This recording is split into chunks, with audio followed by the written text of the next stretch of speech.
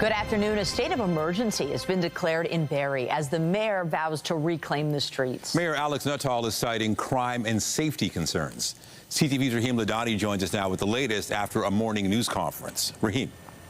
Hi, Nathan. Yeah, this certainly is an extraordinary move. Declaring a state of emergency, it's one of the strongest powers a city mayor has. And Mayor Alex Nuttall says the reason he's doing this is because there's been an increase in public safety concerns, damage to municipal property, and a furthering of the opioid crisis. The mayor says there are between 19 to 23 shelters in Barrie right now, and he claims they're overrunning the city for the rest of the community. He says the tipping point for this emergency order was a double homicide investigation over the summer that shut down one of the city's largest encampments, leaving behind millions of dollars in cleanup costs. The mayor also says E. coli testing at a creek that runs through an encampment were 5 times higher than levels already too dangerous to swim and bathe in. Under this state of emergency, the city's bylaw department will start handing out trespass orders. Now, this is not going to happen immediately. It could still take a few weeks before encampments are physically removed. Right now, the city says it's working to ensure that there is access to more shelter spaces. We want folks to get inside. We want them to get help. Barrie is a place that you come if you need and want help. It's not the place you come and put a tent on the side of the road, use drugs, carry crossbows and pistols, and obviously set up shop as a drug dealer. So if you don't want help and that's not your thing, please go somewhere else. The mayor made another interesting comment this morning. He claims more than half of the people who are homeless in the city are not actually from Barrie or Simcoe County. He's also asking the province for more funding to support this initiative. We have reached out to the Minister of Municipal Affairs and Housing and have been told we'll get a response later this afternoon. Reporting live, I'm Rahim Ladhani. Michelle and Nathan, I'll send it back to you both. Thank you, Rahim. Up to 5 more speed cameras have been cut down in Toronto. The vandalism blitz occurred overnight, and now Premier Ford is weighing in on these controversial cameras, urging cities to get rid of them. CTV's Allison Hurst joins us live with the developments. Allison. Michelle, the count now is up to at least 7 speed cameras right across the city that have been cut down. And this, of course, follows the camera on Parkside Drive, which was cut down for the 7th time over the weekend. Toronto police are investigating and have responded right across the city. This one is at Lakeshore and Woodbine Beach, which is believed to have been cut down overnight. There were also cameras cut down at O'Connor and Coxwell, Dundas Street just east of Bathurst, McCowan and Sandhurst, Don Mills and Shepherd, Rockcliffe Boulevard near Rockcliffe Court, and Shepherd and Seeley. The city has not confirmed the exact number of how many were cut, only that they continue to work with their vendor and police to find a solution. This morning, Premier Doug Ford condemned the cameras, suggesting they unfairly target drivers who are traveling over the speed limit by a marginal amount. They should take out those cameras, all of them. If you want to slow down traffic at school, you put the big, huge signs, big flashing lights, crossing area, people will slow down. This is nothing but a tax grab. I've driven by speed traps aren't even close to school areas. It's nothing but a tax grab. So, you know something? Hopefully the cities will get rid of them, like Mayor Del Duca did in Vaughan, or I'm going to help them get rid of them very shortly. Obviously, we condemn this type of criminal behavior, this vandalism that was obviously done in a coordinated fashion across the city. This continues to happen, and it's become an embarrassment and a joke. This is another indictment on City Hall and this administration's inability to get the basics right. And road safety is very important. The fact that we haven't found a resolution that addresses the chronic cutting down and removal of the automatic speed enforcement just shows that we continue to fail on the basics, and we need to have a better focus and prioritization of the things at City Hall. City staff say that at least 27 pole-mounted cameras have been vandalized so far this year. Reporting live, I'm Allison Hurst. Michelle, back to you. Thank you, Allison. Lots more news in a moment, but first, let's take a live look at the city this afternoon. Another bustling day at Nathan Phillips Square. The sun is shining bright. We have very comfortable temperatures for this stage in September. Lindsay Morrison is here with all the specifics. Lindsay. Yeah, Michelle, we're heading into another very lovely September afternoon, and those comfortable temperatures, well, here they are. It's 18 degrees right now in Toronto, 19 in cities like Hamilton and Niagara Falls. You'll find it a little bit cooler in places places like Parry Sound and Barrie, but not too much cooler. Winds today are coming from a bit of a southeasterly direction. They're pretty light once again, so calm conditions overall. And while there is some rain impacting northern parts of Ontario, high pressure is holding for us. In fact, we are in for a pretty nice run of sun over the next many days. 22 is our forecast high for today. You'll notice that is bang on seasonal. Things do change a little bit as we head into the weekend, so we'll show you what we're expecting to change coming up in your weather forecast. For now, Nathan, over to you. Thank you, Lindsay. Now to a follow-up on our coverage of the deaths of 2 people in hospital from sepsis. Canadian researchers are warning the risk of the hospital-acquired infection has reached the level of public health emergency. CTV's Adrian Gobriel has the story.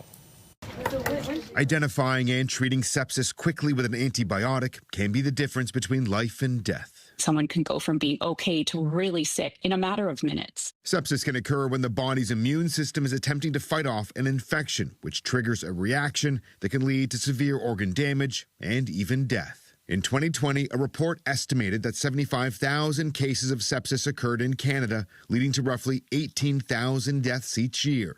In recent months, CTV News has sat down with 2 husbands who each lost their wife after they gave birth in 2 separate Ontario hospitals. In both cases, the cause of death was linked to sepsis. How do you tell your 4-year-old girls that they're never going to see mommy again? We begged for help. Sepsis is a race against time, but doctors never started the clock. Critical care doctor Callie Barrett is one of the authors of this peer-reviewed research paper that reveals significant gaps in sepsis policies, guidelines, and health professional training standards, and outlines the urgent need for a coordinated sepsis national action plan. Every physician completing their training in Canada needs to know what sepsis is, and presently that's not the case. My fear is that we're going to continue to have these stories in the media about tragedies where people have unnecessarily died from a potentially preventable sepsis death. Dr. Barrett and her team are also calling on Canadians to know the signs of sepsis. If you're at home feeling unwell and are unusually drowsy, you may need to head to a hospital immediately. We reached out to both the provincial and federal health ministries.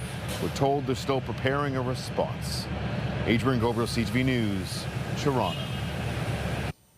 To the Middle East now, where Israel has launched an airstrike in Qatar. Israeli officials say the military was targeting Hamas leaders who planned the deadly attack on Israel on October 7th, 2023.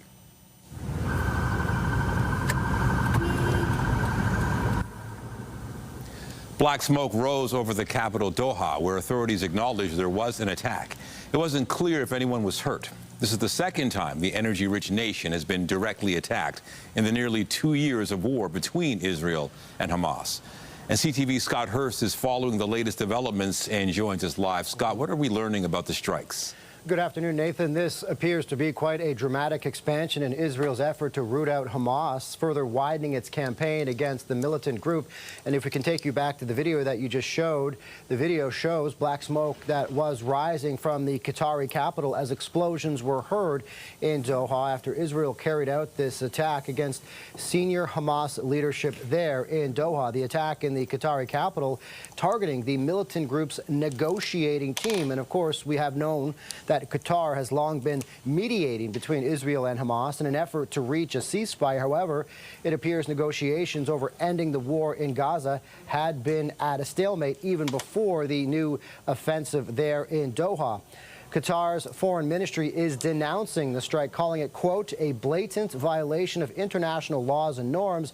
However, the IDF has said on social media it conducted a precise strike, and those targeted are directly responsible for the brutal October 7th massacre. We're also getting reaction from Israeli Prime Minister Benjamin Netanyahu, taking to social media as well, saying today's actions against the top terrorist chiefs of Hamas was a wholly independent Israeli operation. Israel initiated it. Israel conducted it, and Israel takes full responsibility. Once again, that is from Prime Minister Benjamin Netanyahu posting on social media, Nathan. And what has the reaction been to this? Yeah, we're getting significant reaction from the international community. Now, the first thing I should point out is that we're also getting reports that the U.S. was notified of the strike before Israel conducted the strike in Doha.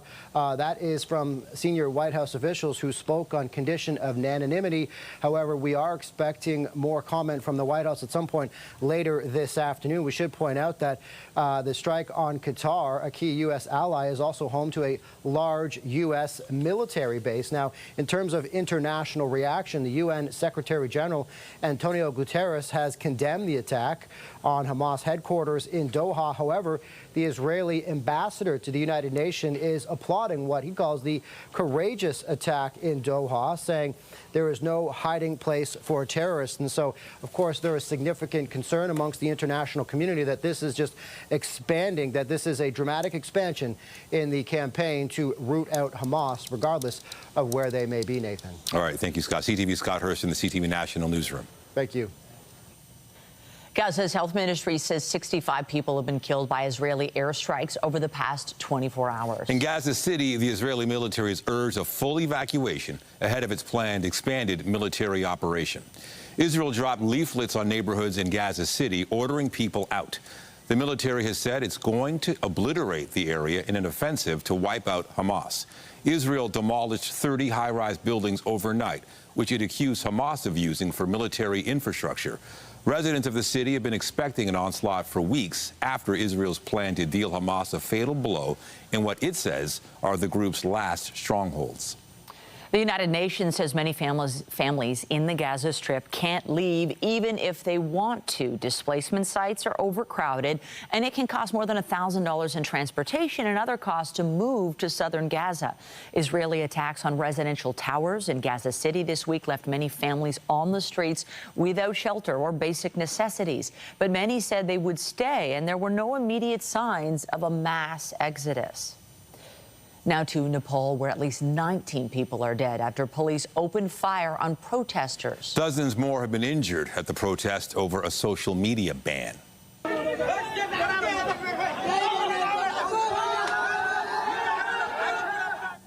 There were more demonstrations in Kathmandu today following yesterday when young anti-corruption protesters tried to storm Parliament. The government later lifted the social media ban, and Nepal's prime minister has now resigned. There are reports the president has summoned protest leaders for talks and begun the process of finding a new leader. The unrest is the worst in decades in the country that has struggled with political and economic stability. Back here at home, 2 firefighters have been injured after a blaze broke out at a home in East York. This happened last night near St. Clair and Victoria Park Avenues just before 6 p.m. Toronto Fire says the 2-alarm blaze spread to a neighboring home through a garage. The residents of both homes were able to escape on their own, and they were not injured. But 2 firefighters suffered minor injuries while battling the flames and were taken to hospital. We were able to get on scene fairly quickly, but it was a fast-moving fire.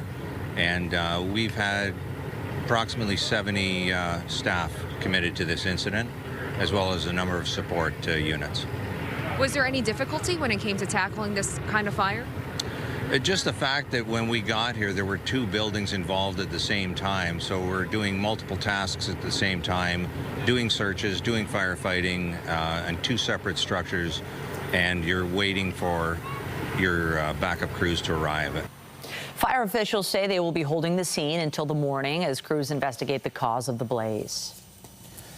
A municipal councillor in Clarington is claiming a threatening voice message she allegedly left was the work of artificial intelligence, and she did not make the call. This claim comes after a retired police officer received the message telling him not to run for mayor. CTV's John Venevali Rao has the update. Well, Karina Trail has not yet commented on camera about the incident. In her statement, Trail now says she never left the threatening voice message in question, which this former homicide detective received on his phone in late August. In the message, someone who identifies themselves as Trail can be heard using expletives, saying he shouldn't run for mayor in next year's election. And that if I don't, she will come to my house and kill me and sexually assault my wife. Convinced it came from Trail, Tom Dingwall notified police who are investigating. Initially, Trail addressed the voicemail, in part saying it was an unfortunate circumstance she was dealing with. but in a new statement writes, "I want to state clearly and unequivocally, I did not create this message. I have been advised that artificial intelligence technology was involved. Portions of the voicemail were my voice, but other parts were artificially generated." Adding, "I have not addressed this issue until now, as we were working to ascertain the source of the message." Replicating someone's voice using AI has become incredibly easy. Often it requires simply going to a website or downloading some software and then providing a sample of the person's voice.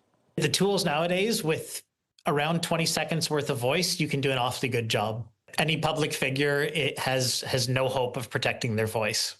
Clarington's mayor says because the matter is under police investigation, he can't say much. He says Trail did not appear at a council meeting this morning and that the matter has been a distraction. It's not helpful to public's confidence in the system at all. So a distraction, yes. All-consuming, no. Trail says she'll continue to cooperate with the investigation and that she plans to stay on as councillor. She also says she's received messages of support and wished Dingwall well in the upcoming election. John Benavalli-Rao, CTV News, Clarington. Prime Minister Mark Carney and his Liberal caucus are in Edmonton today to kick off 3 days of meetings. They'll be mapping out strategy for the fall sitting of Parliament. CTV's Colton Prale is standing by live with the latest. And Colton, as I understand it, no agenda has been released for the meetings, but MPs likely to be briefed on what's to come from Finance Minister François-Philippe Champagne's inaugural budget. What can you tell us? Yeah, this is the first Liberal caucus retreat. It's the first time this government's presenting a budget, and it's going to be a very, very big one. The pre-budgetary consultation period has wrapped up. I was speaking with the finance minister's office this morning, and we do know that he's going to be meeting with all of those regional caucuses chairs over the course of these 3 days, talking to them about what their constituents want to see in this budget, reflecting as much as possible the desires across the country. He's also going to be meeting with energy leaders in preparations for pushing forward on major projects, but also the budgetary consultation period. It's going to be a very significant budget for the federal government, in part because they're changing the way the accounting is done. There's going to be a capital and an operating column, and they're promising to balance the operations, not necessarily the capital side of things. But two, the economic landscape has shifted just so dramatically since even when Mark Carney was elected. Tariffs have gone up. The cost of those tariffs have gone up. There's been major spending promises with changing NATO targets. We've seen new spending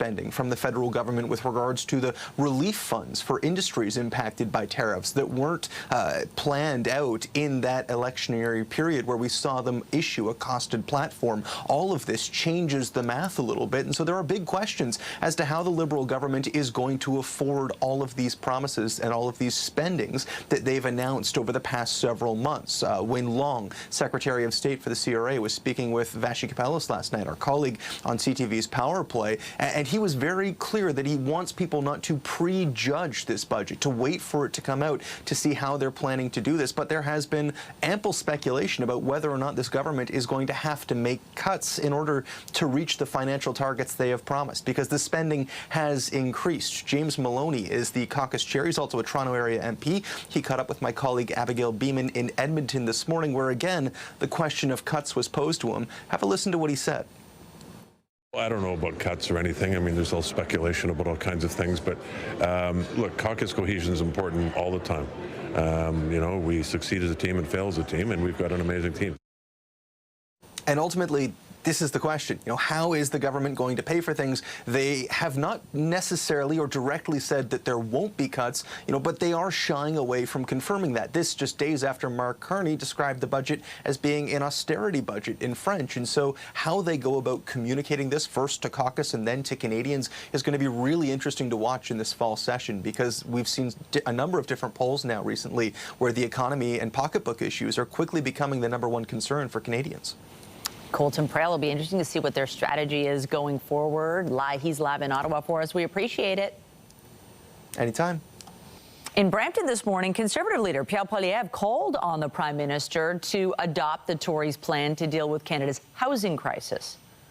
Today, right now, the housing costs are too low for builders to build and too high for buyers to buy.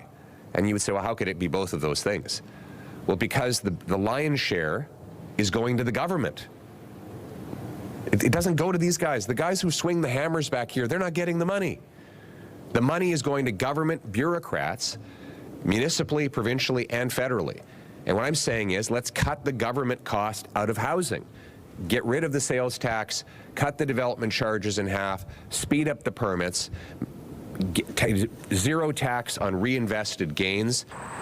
Poilievre wants the Liberals to eliminate the federal sales tax on all homes worth $1.3 million or less and incentivize municipalities to speed up permits and cut development charges. The Tory leader says the housing bubble is bursting and home building is expected to slow in the next 2 years. A new report from the Canada Mortgage and Housing Corporation says Toronto is on pace for its lowest annual housing starts in 30 years. Well, we're now past the halfway point of TIFF. Plenty of star power on tap today, while Hollywood heavyweights were in the city last night, plugging a much-anticipated film. Dwayne Johnson and Emily Blunt walked the red carpet for their movie about MMA and UFC legend Mark Kerr. CTV's Andrea Case was there. Wearing a deep V jacket and a lot of charm, with his new film, The Smashing Machine, having its North American premiere at TIFF, Dwayne Johnson, formerly The Rock, is fulfilling a dream. So cool to come back to Toronto. I've been here 1,000 times between promoting films and wrestling, but never for TIFF. And this was always a bucket list for me. Like, I wonder what it was like to come back to Toronto to represent a film, because my films haven't been film festival films till now. And it's awesome.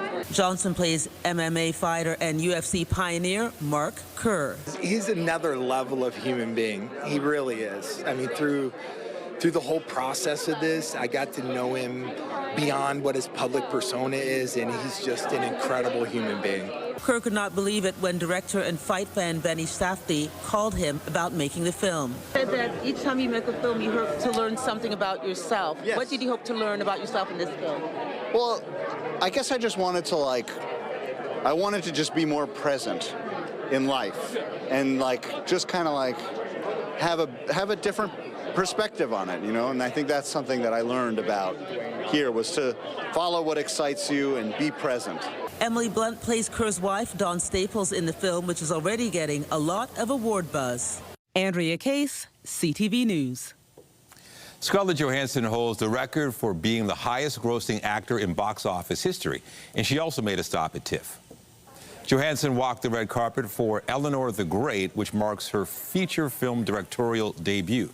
The movie stars June Squibb. Now, it's billed as a thoughtful and funny film about a woman who passes herself off as a Holocaust survivor. I think what makes her lovable is that she's very, she's very much human, and she's not, things don't tie up in a bow at the end of this film. She is still, the movie's not really about, a character who changes. It's about forgiveness, it's about grief, it's about friendship, but there's so much love in the film, and I think that's what makes her lovable, is that she is a sum of all her parts. Look at this. Hi. Our microphone goes so well with your outfit. Yes, it does. I should just take it with me. Take it, it's yours now. Okay. I might not have a job tomorrow, but it's worth it. All right. And a film with a special connection to Toronto also premiered last night. It's a retelling of Frankenstein, directed by Guillermo del Toro, and some of the scenes were filmed here in the city. Well, we made the movie here. I made 2 movies here. I love Toronto, and it's a great place for making films, and the city really loves movies in a sincere way, and that really warms my heart. So What made this so comfortable for you? The role doesn't sound... Guillermo del Toro. The work of a director is very solitary. You are there, turn on the light for everybody to come in, the party is over, you clean, you sweep, you mop, and then you turn the light off, and then you finally see how it turned out. Guillermo del Toro is so special to the city of Toronto. He's filmed so many of his films here. He loves the city. We gave him the key to the city as the highest honor, to thank him for his faith in the city, his appreciation. The film stars Jacob Elordi, who you saw there first, Oscar Isaac, Christopher Waltz, and Mia Goth. TIFF runs until September 14th. Lindsay. Well, it is smooth sailing weather-wise as we make our way through the rest of today. And if you or the kids have some evening sports that you're looking to attend, conditions are going to be good for that too. Do want to mention that the sun set tonight. The time will be about 7:39 p.m. We're also in for a little boost in temperature as we progress through the next couple of days. And then a bit of a change comes early next week, but not a dramatic one. We'll take you through the 7-day forecast on the other side of this break. You're watching CTV News at noon. Stay with us. When you see it happen, send it to CTV News. Text 10400 from your screen to ours. Text 10400. All right, looking at the forecast, and really another nice-looking day. Not midsummer, but perfect for this time of year. This is what you want for September. I think we've been saying it. It keeps all the outfit options open. And yeah, it's nice when it heats up sort of mid-afternoon because it is fresh in the morning and cold at night. And we've been talking a little bit about layers. You know, I think some kids are excited to wear their new fall outfits, but might be regretting it in the afternoon if it's just a little too warm, because once again this afternoon, we are going to warm up quite nicely. In fact, we'll be a little warmer today than we were yesterday. And over the next couple of days, we could be a degree or two warmer again. Weather is brought to you by the Presler Law Firm. Injury lawyers, you don't pay unless they win. Well, here's a live look, not a live look, rather, a morning look from our CTV News chopper. And what I want to point out on the horizon there, that's the Niagara skyline across Lake Ontario. Very cool to see. And then, of course, here's our beautiful city, the sun shining down on it once again. Not a cloud in the sky early this morning. We might see a few fair weather clouds here and there this afternoon. But once again, we are forecasting a daytime high of 22 degrees. That is nice and comfortable. It's also bang on seasonal. We're at 19 right now, so we've climbed another degree. It's 20 degrees right now in Trenton and already 22 in the Windsor area. There's today's highs. It's going to be a pretty nice day today in parts of Muskoka, in through eastern sections of the province, and a little warmer than normal the closer you get to the shoreline of Lake Huron as well. Now, the record high to beat today is 34 degrees. We don't have to worry about that. Yesterday, we made it just shy of 20 degrees. That was comfortable. Today might be even more enjoyable, right where we expect to be when it comes to average temperatures in September. And a very similar situation into the night tonight. 12 is our forecast overnight low. That too is a little bit warmer than what we've experienced the last couple of nights. Still in single-digit territory for Peterborough, Orillia, Bancroft, for example. 7 is the forecast overnight low in the city of Waterloo. And then waking up tomorrow morning, don't have to worry about the umbrella again for the kids walking to school or heading to the school bus, unless it's for shade, because once again, we are looking at mainly sunny skies. And here in Toronto, an afternoon high of about 24 degrees. There's tomorrow across Kincardine, Stratford, Tillsonburg. 23 is what we're forecasting for you in the Orangeville area. Nice looking day in Port Perry. Look at all that sunshine. And a high of 23. Now, speaking of sunshine, that's what we've got right now. Wall-to-wall sunshine across southern Ontario. This disturbance across the north not going to be impacting us. In fact, as I set the forecast radar in motion here, you'll notice that there really isn't much to point out. Aside from the fact that we could see a few wispy clouds into the day tomorrow, we will avoid any active weather until about the weekend. So let's talk about that next. Little bit of a pattern change, an increase in cloud for Saturday and Sunday. Chance of showers both days, most likely to get wet weather Saturday overnight and into Sunday. And then we look to be slightly cooler as we start next week. That's the 7-day forecast. Nathan, over to you. Thank you, Lindsay. Still to come, if you're buying a used car, how do you know if the mileage on the odometer is the actual mileage? CTV's Pat Foran will have the details.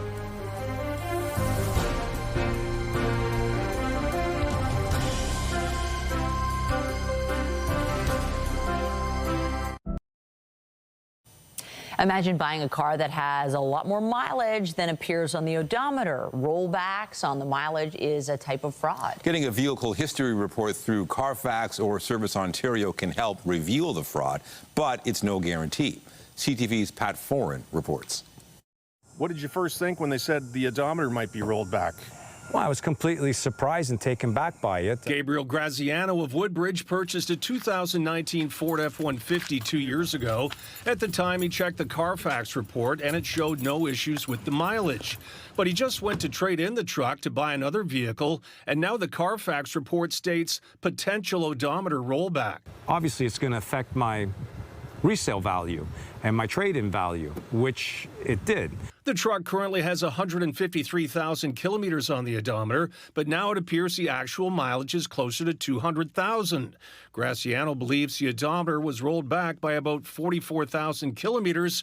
He went back to the dealership where he bought the truck, seeking compensation for the added mileage. I was not given the proper information when I purchased the vehicle. I want them to take the truck back. Carfax Canada told CTV News the odometer records in question were not available to Carfax Canada when the individual purchased the vehicle and therefore not displayed on the vehicle history report. However, after further investigation, we believe there is a strong possibility this vehicle's odometer has been rolled back. We did a story with Dennis Estevez, who purchased a truck with 184,000 kilometers, but the odometer had been rolled back from 320,000. Clearly, it was rolled back. And it needed a lot of work. Criminals can use tools to change odometer readings. The Ontario Motor Vehicle Industry Council, OMVIC, recommends you get a Carfax report, a used vehicle information package, and take a vehicle to a mechanic for an inspection. After CTV News reached out to the dealer where Graziano bought his truck, it agreed to compensate him for the rolled back odometer, which was great news for him. Very pleased that CTV came through and the dealership came through, and looking forward to getting the new truck. Pat Foran, CTV News. A popular grocery store near Yonge and Eglinton is temporarily closed after failing a dine-safe inspection. The store in question is the Farm Boy at 2149 Yonge Street. It received a red card from Toronto Public Health for 4 infractions, 2 of which are deemed crucial and deal with having rodents in a food premise and failing to protect food from contamination. Farm Boy said in a statement it's taking immediate action, including a full sanitation of the store and comprehensive reviews by its pest management control company. Well, there's lots of buzz about movies right now with TIFF in town, and a Baystreet video store is bringing back memories of what it was like before streaming, when you had to actually go to the store to buy a movie. CTV's Jessica Smith is at Baystreet Video. Jess, I love this because I've tried to explain to my kids what it used to be like, how we used to, Friday night go to rent a movie, hope that the movie you wanted to see was available, but also like your video collection was something to be proud of. It really was, Michelle, and there are so many titles. I think 30 or 40,000 films in here are DVD, Blu-ray, and from the classics to current films that are out in theaters right now. There's something so nostalgic yet present at the same time in this place. And I want to bring in Rahim Ladhani. You are the manager of the store here, a filmmaker yourself. Talk to me about the lore of this place, because you have titles like Sinners, at a fairly recent film. You've got some of the classics. I see Risky Business. What is so special about this place and that you can have that tangible movie? Our host was just saying, trying to explain to her kids that it was a thing to go to the video store and get your favorite movie. Yeah, we've been here for about 32 years, and just had our 32nd anniversary last month, and we've really tried to be like a community hub to sort of be able to have like the whole history of film available to people, to make choosing a movie an event for you to like not just be sitting there scrolling while your dinner gets cold trying to find something to watch. We really focus on like intentionality. It's like you come, you pick a movie, you got to watch it, and you can talk to our staff. We have a whole range of people behind the counter, ages, backgrounds. You can find someone who can relate to you, who can be like, you've been watching a bunch of this guy's films. This thing's a little different, but I think you would dig it. It breaks away from the algorithm. We really try and push like personality, personal taste. We are trying always to looking at the future, what we can bring in to make things easier for people, to bring in more titles, but also recognizing when, moving forward in the technology is just like a scam or just like a bubble that's waiting to be popped. So we try to, just make it an event, make it so you can find your new favorite movie, because if you're just still like living in one streaming service. You're not going to find something that maybe really speaks to you in the way that's, coming to a video store, looking through shelves of titles and It's so diverse. Exactly. You can find, we've got films from the 1890s. We have films that played in theaters a couple months ago. It's pretty cool, and I have to say, I was walking through, and there's such a wide group of people. But for TIFF, I know every couple of months you guys do a different thing. But what's the promotion this month for people if they want to take a movie home? So we always do our Films for Free program. It's we always do it around a theme, and each staff member chooses 5 films based around the theme. And so you can rent them for free, get 2 at a time, rent them for 5 days. Right now, we're celebrating the 50th anniversary of TIFF, which is going on right now. And each staff member chose 5 of their favorite films that had their world premiere at TIFF over the last, since the mid-70s. And pretty cool. It is. And so there's a lot of, range. There's genre films, there's horror, there's documentaries, there's drama films. Something for everybody. Truly, we're going to be here for a while because I have so many movies that I kind of want to rent, and I've looked at some of my favorites. I'm going to send things back to the studio. We're going to talk more movies, but you guys have to come check this place out. There's literally something for everybody. I'll send it back inside. Thank you both. Appreciate it. Woo. And still to come, concerns about increasing number of youth being enticed into online gambling. Stay with us.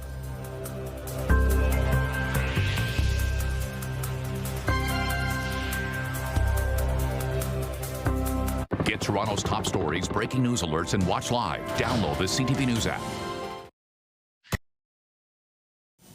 Apple is set to unveil its next lineup of iPhones today amid a global trade war. The new phones will be the first to be released since President Trump returned to the White House and unleashed a barrage of tariffs. If Apple follows the same naming scheme since the product's 2007 debut, the new models will be called the iPhone 17. Trump and Commerce Secretary Howard Lutnick have repeatedly insisted that iPhones be made in the U.S. instead of overseas. But analysts say that would take years to pull off and would result in a doubling or even tripling of the iPhone's current average price of around $1,000. Teenagers trying their hand at online gambling is a growing concern. It's prompting calls for stronger regulations. And as our health reporter Pauline Chan reports, legalized online gambling can turn any smartphone into a betting platform.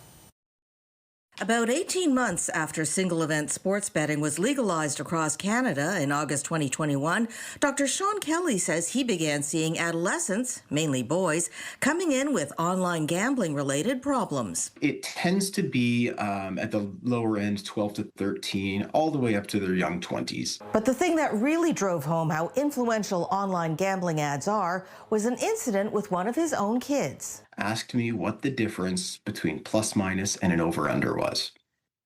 And that was, hearing that from a 7-year-old made me become keenly aware of who was being affected by these advertisements. And while there are restrictions on who can participate in online betting, just like all adult-oriented online content, keeping youth away from it has yet to be effective in certain spaces. Dr. Kelly says the harms tend to be mostly financial, but also things like substance use, anxiety, and depression can result. I'm very concerned that suicidal behavior may seem like a reasonable solution to a financial problem that they have caused for themselves and their families. The Canadian Medical Association Journal says we can't wait for a rash of severe results like teen suicides before acting on the problem of teen online gambling. And they're supporting a new bill to create a framework of stronger restrictions. A number of advertisements per segment, number of advertisements per broadcast, there's a whole bunch of different ways that this could be measured and addressed. Bill 211 passed its second reading in the Senate in June, but the CMAJ says it's just a first step. Pauline Chan, CTV News. Now to an inspiring opportunity for a young man with Paralympic dreams, getting the chance to meet MMA legend Georges St-Pierre. The young man had the chance to test his mettle in mixed martial arts. CTV's Christine Long has the story. Yes, yes, yes. He's 18 and active. William Fleury boxes, does judo and more. De la boxe, j'ai fait du judo, puis je fais de la natation aussi.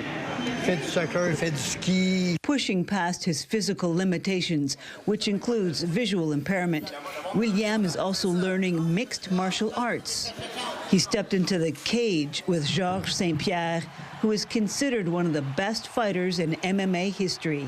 To teach him some martial art tricks that he can, use on his own. Showing William the ropes, St-Pierre and trainer Firas Sahabi revealed their signature moves at TriStar Gym. For fun, it's a chess game. Combat sport is not only about strength, it's also about how you solve a problem.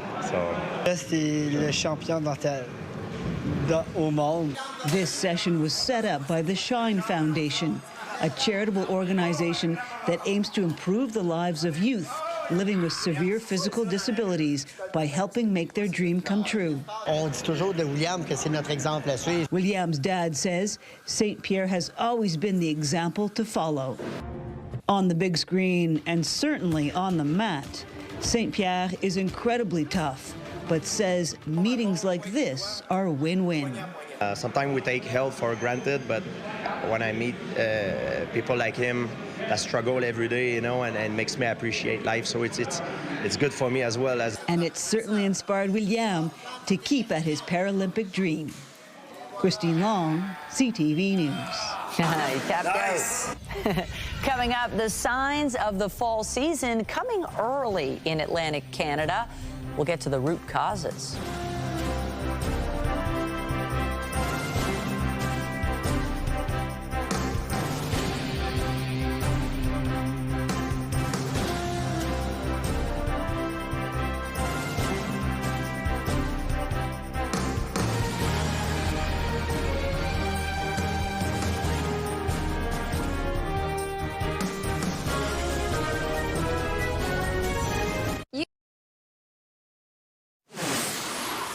We have breaking news to share with you regarding the speed camera vandalism we've been reporting. CTV News has now confirmed at least 10 municipal speed cameras have been cut down in Toronto overnight. The city has not confirmed the exact number, but says it is working on that. Meantime, we've heard from the Premier on this issue today, Doug Ford, urging municipalities to get rid of the cameras altogether. He calls them a tax grab. The comments were made after a Board of Trade breakfast this morning. We're continuing to follow this story online and on CP24. The mayor is expected to address the vandalism at 1:30 this afternoon, and our Allison Hurst will have the very latest on CTV News at 5 and 6. With 2 weeks left of summer, we're beginning to see a hint of fall with cooler days and nights. But in Atlantic Canada, the signs of the upcoming season are appearing earlier. CTV's Sarah Plowman reports why. Each day, Ellen Tramley Seymour chases beauty. Armed with her drone and a keen eye, she's noticed fall colors are popping already. In my uneducated eye, they seem to be changing a little faster. She's right. The leaves are changing and falling earlier than usual. And what this is being driven by is the significant drought that the Maritimes has been experiencing. For months, it's been unusually dry. There's been months of the past summer that have been some of the driest ones those areas have seen. A challenge for fruit growers, farmers, but also trees. Less water puts stress on them. They need water for photosynthesis. Without it for prolonged periods, that process shuts down and trees stop producing green pigments. And what that does, it begins to unmask some of the other pigments that are in the leaves, and that's why you'll begin to see sort of this yellow coloration that's occurring. Foresters at the city of Fredericton are also keeping a close eye on newly planted trees, likely to be extra stressed because of the lack of rain. We're still hopeful that they'll flush their buds in the spring. Not to say we might not see a little higher mortality. This forestry expert expects this fall's kaleidoscope of colors to be more muted. It's unlikely that we'll see beautiful, bright colors that you'd see in an ideal fall. Either way, she'll make the most of the season like other years. I mean, if it's muted, then go earlier in the morning at golden hour. Her way to appreciate all of autumn's angles. Sarah Plowman, CTV News, Fredericton.